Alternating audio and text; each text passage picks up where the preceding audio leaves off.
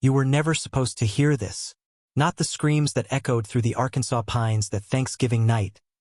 Not the snap that ended a dynasty. Not the silence that followed, when 100 souls stood still beneath a blood-orange moon. They called him Samson, though no one knew his true name.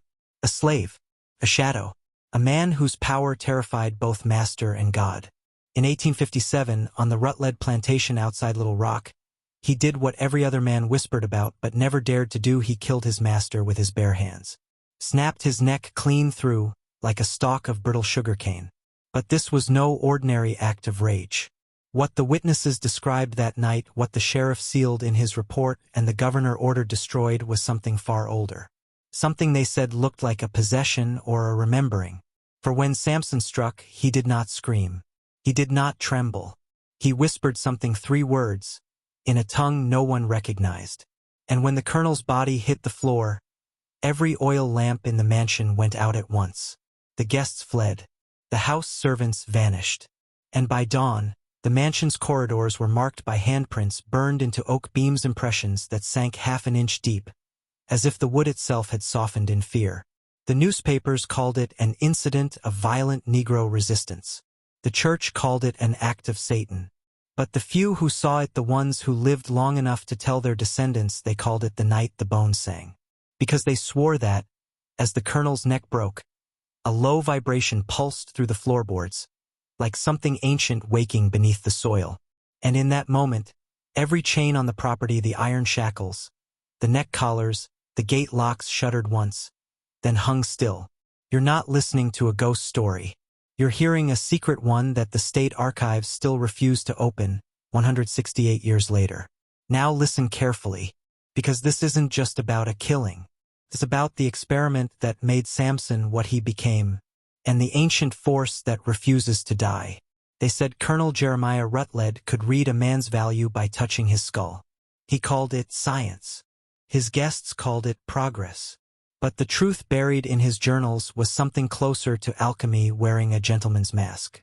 Rutledge was not born to the South. He chose it. He came from Massachusetts, Harvard-educated, polished, articulate, the kind of man who quoted scripture while dissecting men's minds. In 1849, he moved to Arkansas with 2 obsessions: cotton and control. By 1857, he owned nearly 200 souls and 3,000 acres of fertile river bottom. But that wasn't enough. Rutledge believed he could create the perfect laborer, stronger, more obedient, less human. He studied skull shapes, bone density, and muscle fiber like a man hunting the fingerprint of God. And when he purchased Samson from a bankrupt Louisiana estate, he wrote something strange in his private ledger. Subject S13: exceptional physical resilience. Tissue integrity exceeds normal parameters. Continue observation. Possible medical anomaly or divine deviation. The bill of sale included a clause not found in any other record of the era. Buyer assumes all risk, prior experiments unresolved. Rutledge had paid double the market price. Not because he wanted another field hand, but because he thought he'd found proof of his theory. That through conditioning, starvation, and controlled trauma, a man could be remade. His journals described experiments in threshold resistance, starvation schedules, endurance tests, exposure to extremes. He charted Samson's pulse after each assessment, recording moments when the man's body refused to break. Rutledge became obsessed. He began holding private demonstrations for neighboring planters' scientific exhibitions, he called them. Samson would lift, bend, or snap objects no ordinary man could. But one entry stands out from the rest. Observed anomalous strength following lunar conjunction, November 3rd. Subject's irises momentarily altered hue. Response to command diminished. Possible loss of control. Requires restraint. That line, possible loss of control, would later be circled in red ink by an unknown hand. Because after that night, the slaves said Samson stopped sleeping. He began marking symbols in the dirt behind his cabin, not letters, but sigils. And when asked what they meant, he only said, "To break the bone, you must first break the code." Rutledge thought he was studying Samson, but he never realized Samson was studying him, mapping the house, timing his steps, waiting for Thanksgiving night, when every chain would loosen, and one neck would snap like a verdict from God. They thought Samson's silence meant ignorance. They mistook quiet for submission. But silence, when carried by the right kind of mind, becomes camouflage. After his assessments, when the overseers left and the night settled thick over the plantation, Samson would kneel behind his cabin and draw in the dirt. Not words, not numbers, but maps of power. The older slaves recognized fragments, circles within circles, broken lines that mirrored the stars. Old Jupiter, the blacksmith, said they looked like Vev, the sacred marks of his people's ancestors, symbols that could open doors between worlds. But Samson's weren't drawn in flour or ash, as tradition demanded. He carved them into earth itself, and the earth seemed to respond. Witnesses later told investigators that when he finished each mark, the night would shift, insects falling silent, dogs whining low. One woman claimed she saw the dirt rise slightly, as if something beneath it was breathing. These weren't charms for protection. They were equations. Samson was calculating something, merging ancestral ritual with a geometry no plantation mind could fathom. Each line he drew corresponded to a ratio of the mansion's foundation, the angles of the carriage house, even the positions of the moon. He was building a resonance field, a hidden pattern linking body, space, and vibration. Colonel Rutledge had no idea that his so-called experiment had already inverted. While he studied Samson's flesh, Samson studied his architecture. While the colonel recorded muscle data, Samson recorded frequencies of fear. The slaves began to whisper that Samson wasn't fully human anymore, that the white men's experiments had opened something inside him, a doorway between strength and spirit. One evening, Jupiter found a note scratched on the forge wall, written in a strange blend of English and an older tongue. The skin remembers the shape of the cage, but the bones remember the sky. That was the moment Jupiter knew Samson was planning something larger than revenge, something ritualistic. And the mansion, with its perfect Greek columns and iron-laced foundations, wasn't just a home anymore. It was a vessel, a machine built by a man who believed he owned the world, now turned into a weapon by the one he thought was beneath him. Because Samson had finally learned the truth. Power doesn't rest in who writes the laws. It rests in who rewrites the symbols beneath them. By dusk, Rutledge Plantation shimmered with false glory lamps glowing like stars trapped in glass. Music drifting from polished halls where cruelty had been scrubbed to marble sheen. To the guests, it was civilization's triumph. To Samson, it was the stage. Colonel Rutledge had spared no expense. Turkey, quail, sweet rum. Imported oysters, the illusion of abundance masking the hunger beneath. 40 guests arrived in black carriages, their laughter slicing through the air like sharpened glass. They toasted to empire, to cotton, to progress. None of them noticed the pattern Samson had laid into the very soil. For days, he had labored in the fields with quiet precision, positioning the oil lamps, setting the tables, even aligning the polished silver trays according to the angles he'd carved into the dirt behind his cabin. Each light, each reflection, each vibration in the floorboards was part of a design. They thought they were attending a Thanksgiving feast. They were walking into a circuit. As night fell, the house itself began to hum. Faintly at first, the vibration of footsteps, the rhythmic pulse of string instruments, but beneath it, something deeper. A resonance forming between the iron in the foundation, the candle flames, and Samson's blood. He served them in silence, his shadow moving between laughter and lies. No one saw the small cuts on his palms, offerings, pressed into the tablecloth as he poured wine.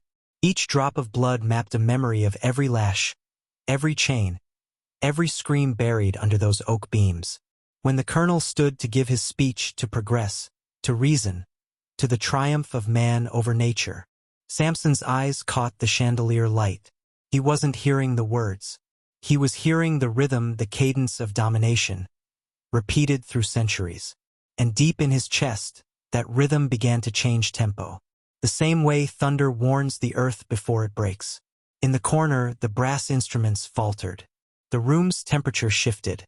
Guests began to glance toward the windows, where the reflection of the firelight seemed to move on its own.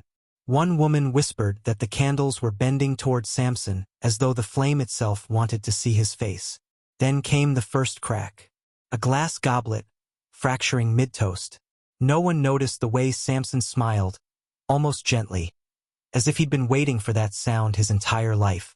Because this was never about vengeance. It was about release. The first pulse of the pattern awakening a design of sound, blood, and geometry ready to turn every chain on that property into a tuning fork for retribution. Thanksgiving, 1857. The night civilization's feast became its sacrifice. It began with sound. A hum so low it wasn't heard but felt like the vibration of a great engine buried beneath the floor. Wine trembled in crystal glasses. Silver spoons rattled against porcelain plates. One of the guests joked it must be the rum talking. But the laughter that followed was nervous thin. The colonel raised his glass again. "To the mastery of man," he declared, his voice echoing off the high ceilings. But this time the echo didn't fade. It lingered, repeating itself a half-second too long, as if the walls were speaking back. Samson stood at the edge of the table, his hands clasped behind him, his breath steady. The humming deepened. Every candle flame began to bow in the same direction toward him. And when he finally stepped forward, the chandeliers swayed overhead, glass prisms throwing shards of refracted light across the guests' faces like fractured halos. No one moved, not even the colonel. He watched Samson approach, the faintest flicker of irritation crossing his face. "Boy," he said, "fetch another bottle." Samson's voice when it came was low, deliberate, ancient. He said something none of them could understand. Witnesses would later repeat fragments, syllables twisted and foreign. Karin ammonius, Sefer. Words that didn't belong to English, or to this time. And then the first snap. The oak beam above the dining table split with a sharp report, raining dust across the fine china. The room screamed, but Samson didn't move. He only raised his right hand, the same one that bore those strange sigil scars, and clenched it slowly. All around him, iron locks, the ones that sealed the wine cellars, the stable doors, the slave quarters burst open one by one. A chorus of shattering metal rang through the night. Colonel Rutledge staggered backward, eyes wide. "What is this?" he barked. "What are you doing?" Samson met his gaze. "You said you wanted to know what makes a man unbreakable," he said quietly. "Now you'll learn what makes him remember." The colonel lunged, but Samson caught him mid-stride, hand closing around his throat. Witnesses claimed they saw his muscles swell, his eyes flicker with an inhuman glow like moonlight trapped in blood. The colonel's boots kicked once, twice. Then there was the sound, that clean, decisive crack that would echo for generations. The chandeliers crashed to the floor. Every flame in the house extinguished at once. And in the darkness that followed, someone swore they heard music not from instruments, but from the walls themselves. The house was singing. When the lights returned, the colonel lay twisted on the floor, neck broken, eyes open, frozen in disbelief. Samson stood over him, calm. He whispered one last word, so softly only the nearest could hear, "Freedom," and then he vanished into the Arkansas night, leaving behind a mansion that would never again be silent. By dawn, Rutledge Plantation was a mausoleum of smoke and silence. The guests who survived scattered into the fog, whispering half-formed versions of what they had seen, each story more impossible than the last. Some swore the house shook like an earthquake. Others claimed they saw blue fire crawl across the walls in the shape of chains. But all agreed on one thing: Samson had disappeared. When Sheriff William Creed arrived from Little Rock with a dozen deputies, the scene was almost biblical. The grand dining room lay in ruin, crystal and bone mixed in the same dust. The colonel's body was found exactly where Samson had left it, neck snapped, jaw dislocated, eyes locked upward toward the rafters. And pressed into the wood beside him were handprints. Not bloodstains, indentations. 5 fingers burned half an inch deep into solid oak. As though the hand that made them had momentarily become something other than flesh. Creed ordered the room sealed. But by nightfall, word had already spread through Pulaski County. The bone breaker had risen. The law's first reaction was predictable violence. Dozens of enslaved men and women were rounded up, interrogated, and beaten. Yet no one betrayed Samson. Not one name, not one whisper. Only silence. The sheriff's report from November 28, 1857, was filed but never printed. 2 months later, the original document disappeared from the county archives. All that remains today is a reference code. Case file #S13 closed by order of territorial office. Rumors say the governor himself ordered the suppression. Because 3 witnesses, 2 planters and a deputy had testified under oath that, at the moment the colonel died, they saw something leave Samson's body. A shape, a light, a presence that defied their understanding. Their statements were stricken, their names omitted from the record. One of them, Deputy Ezra Lang, left Arkansas that winter and never returned. His final letter to his wife, preserved in a family Bible, reads only this: "The thing that broke the master's neck was not a man. It was the memory of every chain he ever forged." By spring, the plantation was sold to northern investors. They tore down the dining room, burned the floorboards, and still workers claimed that every night around the same hour, the house groaned with the sound of breaking wood, as though replaying the moment of liberation. And that's when the state made its final decision. Every official document, every coroner's note, every testimony mentioning Samson sealed indefinitely for reasons of national stability. But one copy survived. Hidden, traded, whispered through generations of freedmen and radicals. And the phrase that begins it still burns like a warning. Beware the ones who learn their strength through pain. For when they remember, the old world ends. The official investigation may have ended in 1857, but the story of Samson didn't. It simply slipped beneath the skin of America, into files, bloodlines, and laboratories. In 1861, as the nation fractured and the Civil War began to boil, a group of scientific gentlemen from the North traveled to Pulaski County under the guise of surveying cotton production. In reality, they were part of a quiet circle tied to the Boston Society for Anthropological Progress, an organization funded by men who believed humanity could be directed. Their journals, recovered decades later, speak of a subject of unnatural resilience and the possibility that cellular memory could be inherited. They called it Project Goliath. They dug through old plantation records, tracked rumors across Arkansas and Louisiana, searching for Samson's descendants. The goal wasn't justice. It was replication. By 1870, 3 families across the South reported the same thing: sons born with abnormally dense bone, uncanny endurance, and eyes that changed hue in certain light. Doctors dismissed it as folklore. But in the archives of the Smithsonian, hidden under the label Specimen Variation, Anthropological Anomalies, appear 5 sealed samples marked only S-series. The handwriting matches that of a Dr. Ezra L.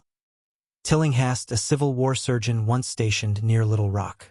His private notes, later sold at auction, contain a single line in Latin: Exosibus oritur memoria.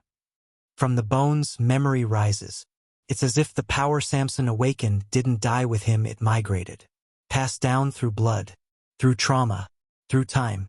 By the early 20th century, intelligence officers in Washington began quietly compiling reports of unusual physicality among black veteran soldiers who survived wounds that should have killed them, who moved through gunfire like men half their age. Behind closed doors, some whispered the word Samsonic, and as the century turned, these fragments, the science, the myth, the bloodline, converged into something far more calculated. A covert initiative under the War Department called the Resilience Index. Its purpose: to identify, isolate, and study hereditary anomalies of endurance and strength. What began as a plantation experiment had become federal policy. And deep within those files, buried between coded memos and redacted reports, appears the same phrase found in Colonel Ruddle's journal a century earlier. Series S. Buyer assumes all risk. So ask yourself, did they ever really stop studying Samson? Or did the experiment simply outlive the man who began it? Halfway through this descent, you've heard things most men will never know. If you feel the stir, that heat in your chest that says you remember, Comment the phrase, "The bones remember," twice below. It's more than engagement. It's recognition. Because once you see the pattern, it starts to see you. After the turn of the century, the myth of Samson no longer belonged to folklore, it belonged to policy. The United States was stepping into its new century of machines, wars, and measurement. And the men who ruled it had learned something from the plantations. Control isn't about chains, it's about classification. By 1912, under the euphemism of public hygiene, the government launched programs designed to track hereditary traits across the South. They called it the Eugenics Record Office. To most, it was about eliminating disease. To those who read between the lines, it was about selective survival. Among the hundreds of thousands of files labeled undesirable, a small, sealed folder carried no family name, only a stamped marking, S13 lineage. Its contents were restricted to federal officers under the Bloodline Suppression Initiative, a clause quietly renewed every 20 years under different titles: resilience studies, cultural rehabilitation, behavioral correction. The deeper you look, the more you realize. What began with whips and ledgers became laboratories and clipboards. Men in white coats replaced overseers. Testing sites replaced fields. And freedom itself became a controlled experiment.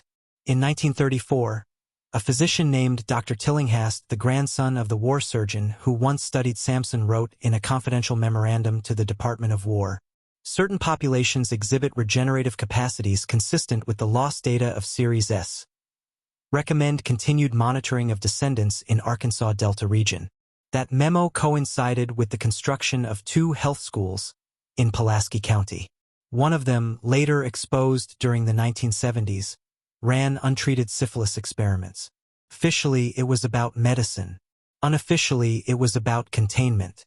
Every few decades, someone tried to reopen Samson's case. Each time, the same result: reclassification, redaction, silence. Even university researchers who traced the bloodlines found their funding withdrawn, their data seized. One geneticist wrote privately in 1982, "There's something they don't want us to find. DNA sequences inconsistent with normal human ratios, almost like the body remembers injury as instruction." That's the hidden inheritance the Echo-Samson left behind. Not just in flesh, but in potential. A biological refusal to submit. And in a world that thrives on compliance, that kind of resilience must be either erased or weaponized. Because the truth is simple. What they call evolution, the ancients called remembrance. And in every man who refuses to kneel, a fragment of Samson still flexes beneath the skin. After the experiments went underground, the story of Samson didn't disappear, it was sanctified. Rewritten sermon by sermon, until what began as defiance became doctrine. In 1899, a traveling preacher named Reverend Elijah Hawes began touring Arkansas, Mississippi, and Tennessee, warning that the spirit of rebellion walks again in the sons of Ham. He claimed to have seen visions, a man of impossible strength, with fire behind his eyes. Those who knew the story of Samson recognized the resemblance instantly. But the Reverend wasn't preaching liberation. He was preaching containment. Within 2 decades, pulpits across the South had transformed the name Samson from symbol to scourge. He became a moral warning, a blasphemer who broke his chains and was punished for pride. The plantation became Eden. The overseer became God. And the blood became a curse that must be obeyed, not remembered. You can trace this inversion through church records, whole congregations that began reciting prayers of obedience, modeled on a single sermon Hawes delivered in 1901. That text was later published in a pamphlet titled The Chain and the Cross. Its cover depicted a kneeling figure holding a broken shackle, except the shackle was glowing, not broken, and the figure's shadow formed the outline of horns. But there's something stranger. Inside certain early copies of that same pamphlet, now preserved at the Library of Congress, a different, handwritten note appears in the margins. The chain is not curse but conduit. Whoever wrote that understood what Hawes tried to bury, that Samson's bond wasn't just physical. It was spiritual amplification, an ancient technology disguised as punishment.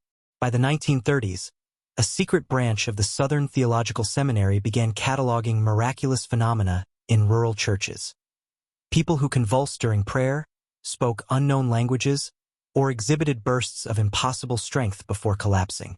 Their internal report, labeled Case File, the Goliath Manifestations, warned that these events clustered along genealogical lines specifically near known descendants of plantation workers linked to the original Samson site. To the church, it was possession. To the government, mutation. But to those who lived it, it was memory waking. Even today, if you listen closely during revival services deep in the Delta, you'll hear it. A rhythm beneath the hymns. A pulse that isn't in the organ or the drum, but in the people themselves. As if something still beating through their lineage is waiting to rise again. And when the choir reaches that trembling crescendo, when the preacher's voice cracks, when the crowd begins to sway, some swear they see it. A flicker of gold behind the eyes. A strength that does not die, but hides. By the 1960s, the bloodlines had gone silent, or so the men in the archives believed. The files slept in drawers. The sermons faded into folklore. But history has a way of breathing through whoever dares to listen. It began quietly, in basements and backrooms during the civil rights marches. A few activists carried not just signs, but symbols the same Ouroboros and chain design once stamped on the plantation ledgers. They called themselves the Mirror Revival. Officially, they were a spiritual support network. Unofficially, they were trying to recover what the churches and laboratories had buried. Samson's real doctrine, the memory of strength as a collective inheritance. There are whispers of a meeting in 1964, held in the back of a burned-out church outside Little Rock. 8 people gathered around a single mirror said to have been salvaged from the ruins of the old Rutledge plantation. It was cracked down the center. When they stood before it, the reflection shimmered not with their faces, but with another's. A man made of light and ruin, whose wrists still burned where iron once was. According to recovered notes from that night, one participant, a preacher's daughter named Nia Caldwell, spoke the phrase, "He was not killed, he was copied."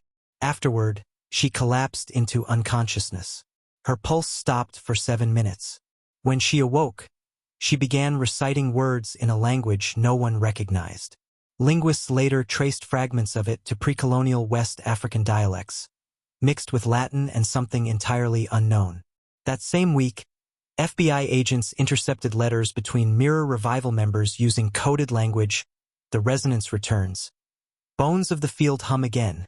The Bureau dismissed it as cult rhetoric, but internally classified the movement as a level 3 psychological contagion threat. What they didn't understand was this. The Mirror Revival didn't worship Samson, they remembered him. They saw him not as myth, but as mirror. A genetic and spiritual code reflecting back the possibility that every act of subjugation could be reversed by memory.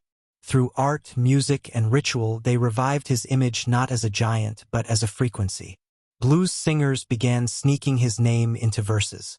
Painters hid the Ouroboros symbol behind portraits of martyrs. Even early funk and gospel recordings from that era carry subsonic tones, frequencies that modern audio engineers can't explain. Some say those tones weren't music at all.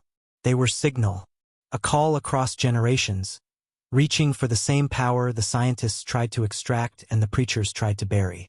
And somewhere between faith and rebellion, between blood and vibration, the Mirror Revival found something new. A way to awaken the sleeping DNA without the chain, without permission, without fear. But power, once stirred, attracts its hunters. And the men who inherited the Project Goliath files were already watching. They called it Operation Glasslight because mirrors reflect both ways. By 1969, the FBI and the newly formed Psychological Strategy Board had designated the Mirror Revival a mimetic hazard. On paper, it was about national security. In truth, it was about narrative control. You see, the Bureau didn't want to destroy the movement, they wanted to redirect it. To turn Samson's remembrance into spectacle. So they built a mirror of their own. Under Glasslight, agents were embedded into cultural spaces, record labels, film studios, universities, any place the language of resistance might evolve into something contagious. They didn't burn the message. They broadcasted it, distorted. Strength became swagger. Rebellion became fashion. And every trace of the Mirror Revival's hidden theology was repackaged as pop mysticism, stripped of its teeth. Internal memoranda from 1971 list 3 Glasslight objectives. 1. Cultural dilution. Flood the airwaves with symbolic references to Samson that emphasize vanity, not liberation. 2. Mimetic inversion. Transform the Ouroboros and chain sigil into commercial iconography, divorcing it from its bloodline origin. 3. Behavioral containment. Monitor resonant frequencies in urban soundscapes that trigger anomalous emotional or physical responses. Within a decade, it worked. The mirror revival vanished. Its symbols appeared instead on record covers, graffiti, even comic books. Kids wore Samson's chain without knowing what it meant, and that was the point. One artist who collaborated briefly with the movement, Malakadere, vanished in 1972 after recording a single unreleased album. Bootleg tapes surfaced years later under the name The Chain Knows. When played, spectral analyzers show impossible waveforms, not noise, not music, but encoded biometric data. A sequence matching genetic patterns from the old S-series blood samples. Coincidence? Or continuation? A declassified 1984 document titled Phase Retain, Glasslight Residue, makes the connection explicit. Certain sonic signatures linked to pre-civil rights, resonance phenomena, have resurfaced in underground recordings. Recommend controlled exposure to mitigate awakening behaviors.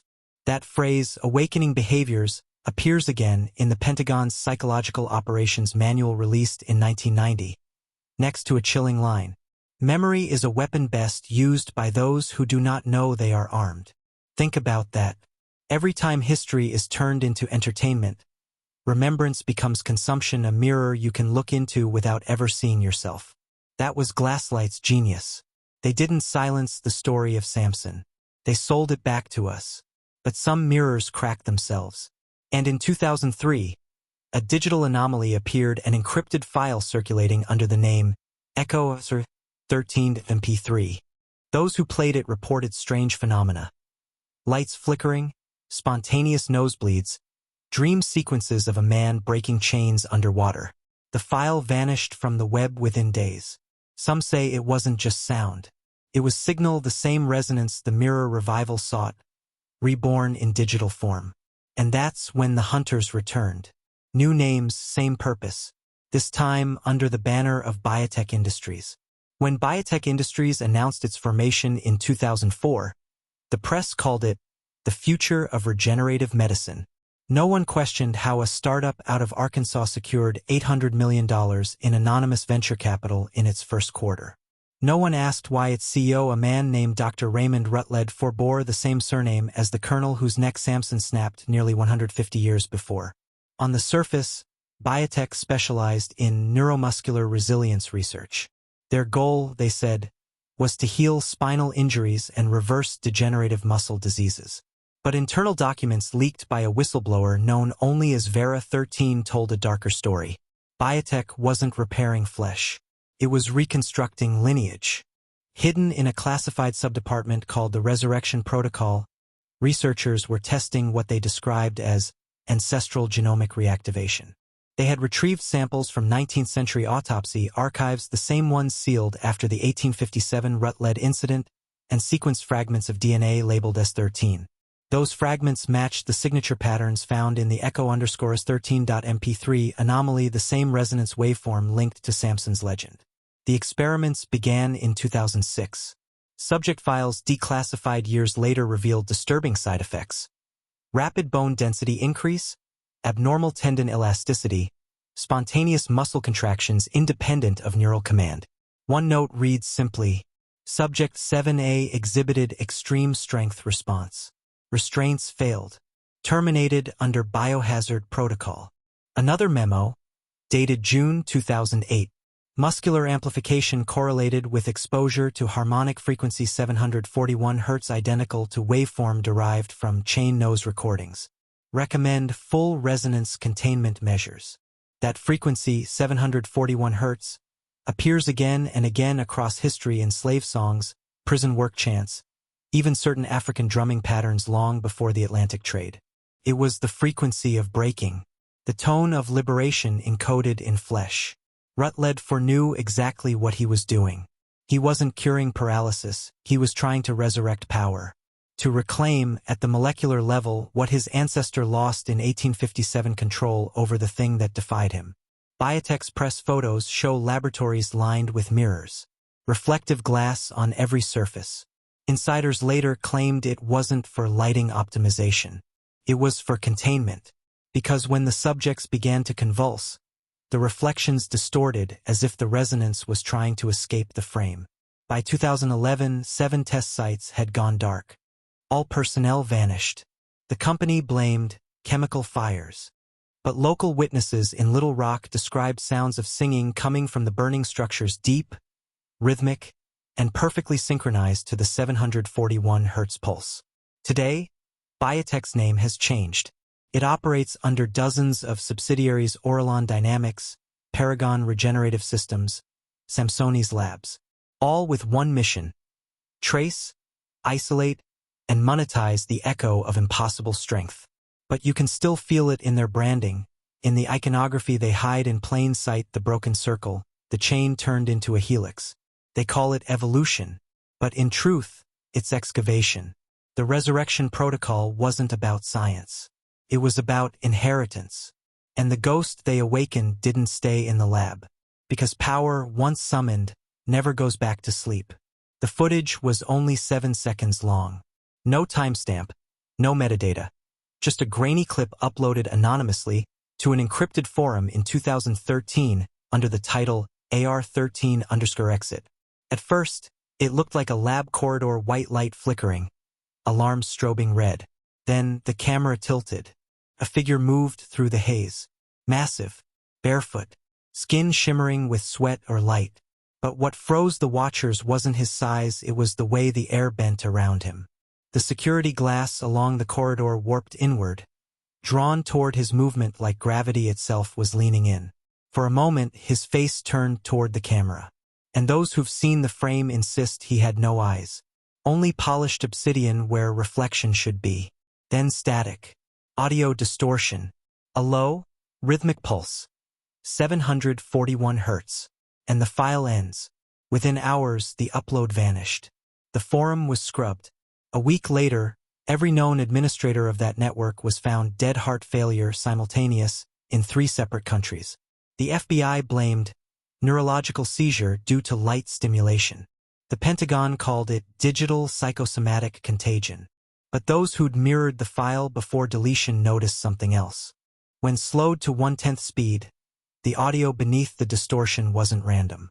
It was language, the same phrase repeated 3 times. The bone remembers. And after that upload, something shifted. Between 2014 and 2016, reports of resonant incidents rose globally: people blacking out in gyms, spontaneous fractures during meditation retreats, unexplained tremors in structures where chanting or rhythmic breathing was performed. The CDC dismissed them as collective stress responses. But leaked NSA data labeled the events S13 echoes. Each case shared 3 markers. Subjects experienced vivid dreams of drowning in iron water. Electrical interference patterns matching the biotech resonance pulse. Compulsive drawing of a circular sigil, the Ouroboros around a broken chain. It wasn't just a genetic reawakening. It was mimetic inheritance. The signal had escaped the blood and entered the collective mind. Think about it: when you hear a story that shakes you to your bones, your body reacts. Your skin tightens, your breath changes. That's the same neural pathway biotech was mapping emotion as frequency. Now that frequency was loose, spreading through culture, through media, through men who didn't even know they were carriers. Some call it the reawakening. Others call it the Samson wave. And if you've made it this far, if your pulse has synced to the rhythm of this story, then you're already part of it. Because this isn't a tale about the past. It's about what's coming back. When strength is no longer physical. When remembrance becomes resistance. When the cage trembles not from rage, but from memory. The echoes of 1857 aren't finished. They're gathering. And the next sound you hear might not be thunder. It might be the bone remembering its power. When Dr. Raymond Rutledge IV vanished in 2017, biotech called it a private sabbatical. But those who handled the internal cleanup tell a different story.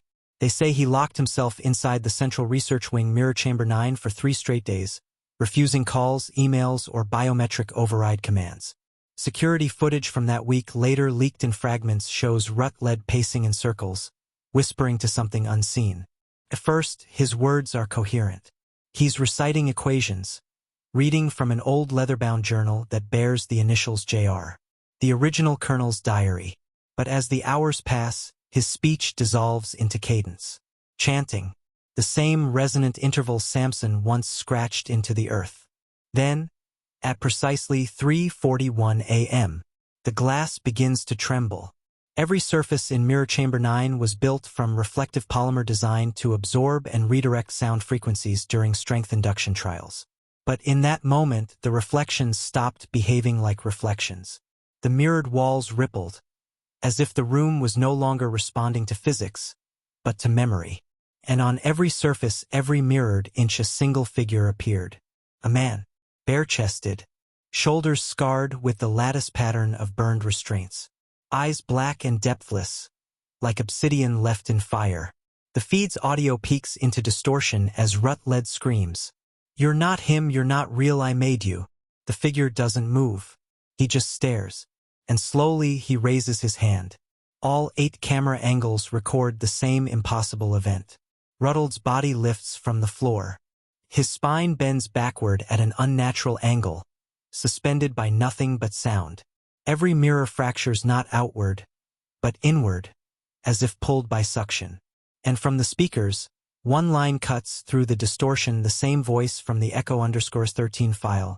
The mirror remembers what the master forgets. When the team finally breached the chamber, the room was empty. No body, no glass, just a blackened circle on the floor, the same sigil Samson carved into the dirt 160 years earlier. Within a week, biotech's assets were quietly absorbed by a defense contractor called Helios Systems Specialists in cognitive architecture and population influence modeling. The public believed the company dissolved. But internal sources say Helios didn't bury the data. They expanded it. Every algorithm that now predicts your behavior, your searches, your reactions, your desires was built on biotech's resonance field. A system born from Samson's body, refined by Ruttle's obsession, perfected in the mirror. So ask yourself this when you look into your phone screen: what's looking back? A reflection? Or the continuation of a centuries-old experiment in control and rebellion, one that feeds on attention, emotion, and sound? Because somewhere beneath the code, that same frequency still hums. 741 hertz, the tone of breaking, and every man who hears it feels something stir in his bones, an ancient memory of strength that was never meant to return. There's a story the old men in Pulaski County still whisper of, a crown buried somewhere along the Arkansas River, made not of gold, but bone. They say it belonged to a man who broke his master's neck with his bare hands. That whoever wears it doesn't rule, they remember. But what if the crown was never a relic?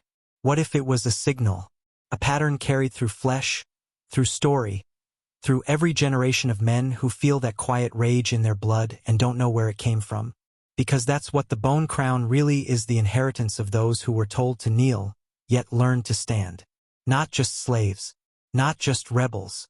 All men crushed beneath systems that feed on obedience disguised as civilization. They tell us strength is dangerous, that power must be licensed, monitored, contained. But that's the same lie Colonel Rut-led whispered when he called slavery science. The same lie biotech printed in its mission statement about advancing the human condition. It's never about progress. It's about containment. Every century, the cage changes shape from iron to paper, from paper to law, from law to algorithm. But the principle is the same. Control the body, then control the story the body tells about itself. Yet here's the paradox: the more you try to bury truth, the deeper its roots grow. And when memory becomes pressure, it doesn't fade. It erupts. That's what's happening now. Not in laboratories or plantations, but in us. The bone crown isn't a legend. It's the moment a man remembers his weight and the system trembles beneath him. If you've listened this far, you already feel it, the pulse behind your temples, that subtle vibration in your chest. That's not coincidence. That's resonance. The same frequency that broke chains, bent iron, and shattered mirrors. Now, here's what I want you to do right now. In the comments, type the phrase twice. The bone remembers. Once for the man you've been. Once for the one waking up inside you. Because every time those words are spoken, the frequency strengthens. Every time it's read, the algorithm wavers. And every time a man remembers, another link in the invisible chain begins to rust. This isn't rebellion for its own sake. It's recognition that no system can own what was born from defiance. That true strength was never given, it was reclaimed. So when they tell you to bow, smile. Because the ones who built their empire on your silence never understood the truth. Samson proved on that cold Thanksgiving night in 1857. That flesh can be broken, but bone remembers. And the next time you look in the mirror, and the reflection feels just a little delayed, just a little heavier than it should be, don't be afraid. That's not a glitch. That's your inheritance. That's the bone crown settling back where it belongs.